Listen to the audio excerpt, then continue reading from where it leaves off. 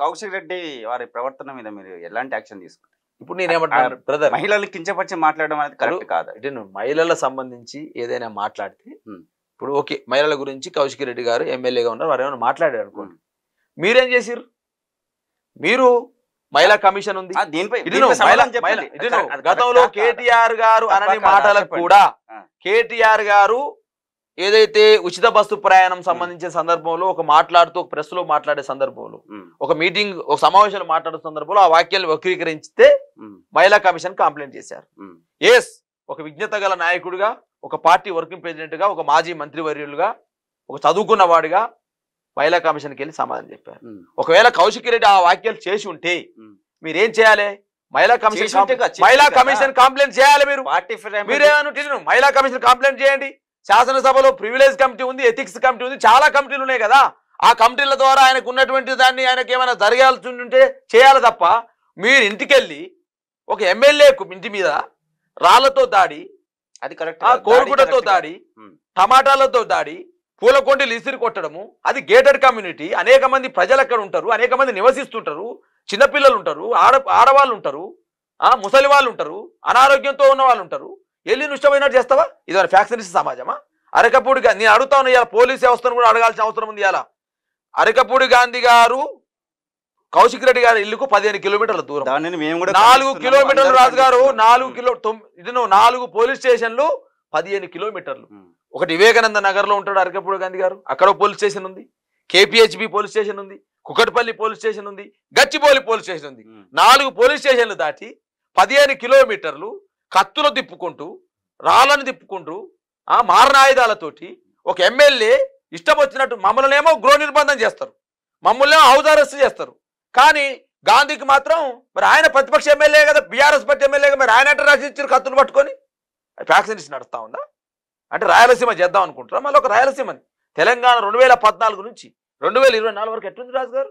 ప్రశాంతమైన వాతావరణం ఉంది, చాలా అద్భుతమైనటువంటి రాజకీయ పరిపాలన ఉంది. ఓకే, రాజకీయాల్లో ఆ రోజు కొంతమంది ఆ రోజు కాంగ్రెస్ పరిస్థితి లేదన్నారు, బీఆర్ఎస్ చేరి, అదంతా రాజకీయ నిర్ణయాలు.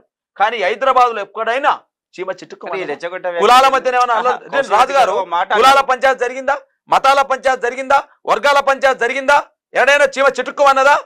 మాదాపూరు, హైటెక్ సిటీ, గచ్చిబౌలి, కొండాపూరు, తార్నాక, నాచారం, ఏ ప్లేస్ కానీ వెళ్ళండి, ఎక్కడైనా ఒక చిన్న అలజడి జరిగిందా? చీమ చిట్టుకు అన్నదా? ఆ రోజు తెలంగాణ ఉద్యమం జరుగుతారు, మేము కూడా అన్నాం, ప్రాంతాలుగా విడిపోదాం, అన్నదమ్ములుగా కలిసిందాం అన్నాం. అట్లనే ఇది సమయం ఏదైతే గంగా జమున తేజీబ్ సంస్కృతి తెలంగాణ ఏదైతే ఉందో ఆ సంస్కృతి మెయింటైన్ చేయడం కోసం తెలంగాణ తొలి ముఖ్యమంత్రి కేసీఆర్ గారు అన్ని వర్గాలను, ఇక్కడ బీహార్ ఉన్నారు, గుజరాత్ వాళ్ళు ఉన్నారు, రాజస్థాన్ లో ఉన్నారు, కర్ణాటకలో ఉన్నారు, అన్ని వర్గాల ప్రజలకు జీవనాధారం ఇచ్చే జీవనది హైదరాబాద్ అంటున్నా నేను. అటువంటి హైదరాబాద్ లో అనేక మంది ప్రజలు నివసిస్తా ఉన్నారు. ఆ రోజు తెలంగాణ ఉద్యమ సమయంలో ఎస్ రాజు గారు నా హక్కులు హరించబడ్డప్పుడు, నా అవకాశాన్ని కొల్లగొట్టినప్పుడు, నా ఉద్యోగాల్ని ఊడగుంజుకున్నప్పుడు, నా వనరులని ఇష్టం వచ్చినట్టు వాడుకున్నప్పుడు కడుపు మండిన తెలంగాణ బిడ్డగా ఆ రోజు జరుగుతూ అన్యాయాల పట్ల మాట్లాడినా. నా నీళ్లు నాకు రావట్లేవు, నా ఉద్యోగాలు నాకు రావట్లేవు, నాకు పేపర్ నాకు అన్న మాటలను మీరు అంగీకరిస్తారా? కౌశిక్ రెడ్డి గారు మాట్లాడాడు, ఏ సందర్భంలో మాట్లాడు నేను వినలేదు ఆ మాటలు. నేను చెప్తా ఉన్నా, ఏ సందర్భం మాట్లాడు నాకు తెలియదు. 100కు 100% ఇవాళ వర్గాల మధ్యను, ప్రాంతాల మధ్యన వైషమ్యాలు రేపేటువంటి సంస్కృతి బీఆర్ఎస్ కుంటే 2014 నుంచి 2024 వరకు మాకు ఇన్ని రకాల సపోర్ట్ రొక్కపోయింది. జిహెచ్ఎంసీలో గెలిచాం, జిహెచ్ఎంసీలో 100 స్థానాలు గెలిచాం, 99 స్థానాలు వచ్చి ఆగిపోయాం. రెండవసారి 58 స్థానాలు గెలిచామంటే అన్ని వర్గాల మద్దతుంటే కదా. కాబట్టి కౌశిక్ రెడ్డి గారు చేసినటువంటి ఏదైతే అవి ఉన్నాయో వారి వ్యక్తిగతం కావచ్చు, అది పార్టీ నిర్ణయం కాదు. వారు కూడా నిన్న అది ఒక గాంధీ కోసం గాంధీ గురించి మాట్లాడినా తప్ప ప్రాంతాల మధ్య వారు మాట్లాడారు. నిన్న మాట్లాడారు కదా, అందరు చూసారు కదా, నిన్న పేపర్ స్టేట్మెంట్ చూడండి మీరు. వారిని అడిగారు ప్రెస్ వాళ్ళు, నువ్వు రాజు ఎట్లయితే దూదిమెట్ట బాలయ్య అని అడిగారు, వారిని కౌశిక్ రెడ్డి గారిని అడిగారు. ఏమని చెప్పారు సార్ ఏందని అంటే, ప్రాంతాల మధ్య నేను అడిగి ఏమన్నా చిచ్చు పెట్టబోతున్నారంటే లేదు, అది గాంధీకి నాకు మధ్య జరిగినటువంటి సంభాషణ తప్ప ఇది ప్రాంతాలకు కానీ వ్యక్తులకు కానీ మన వ్యక్తుల మధ్య సంబంధం తప్ప ప్రాంతాల మధ్య సంబంధం కాదని చెప్పేసి ఏ ప్రాంత ప్రజలు ఉద్దేశించి మాట్లాడింది కాదని చెప్పి వాళ్ళు వివరణ ఇచ్చారు. దాన్ని మనం దీన్ని డెఫినెట్ గా పాలిటిక్స్ లో అవకాశం తీసుకుంటే అవకాశం ఉంటది. ఒక మాటని రకరకాల ఒకరించవచ్చు. నేను మాట్లాడిన మాట ఇంకో రకం కూడా చేయవచ్చు.